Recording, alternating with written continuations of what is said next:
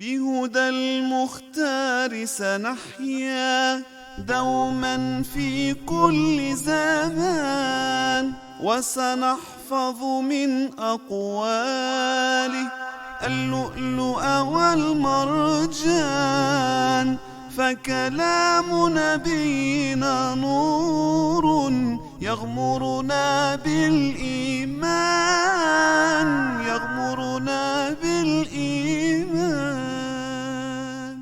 اللؤلؤ والمرجان فيما اتفق عليه الشيخان. الحلقة 26.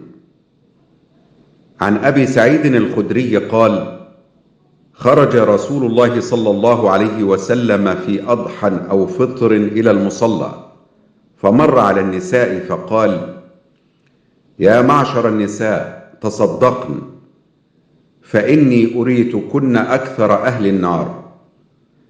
فقلنا: وبما يا رسول الله؟ قال: تكثرن اللعن وتكفرن العشير.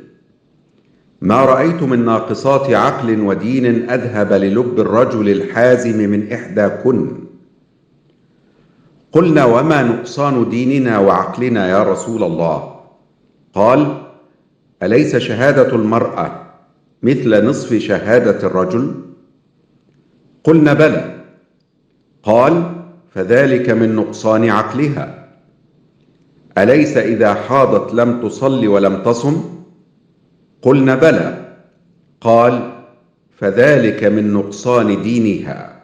بهدى المختار سنحيا دوما في كل زمان، وسنحفظ من أقواله اللؤلؤ والمرجان، فكلام نبينا نور يغمرنا بالإيمان، يغمرنا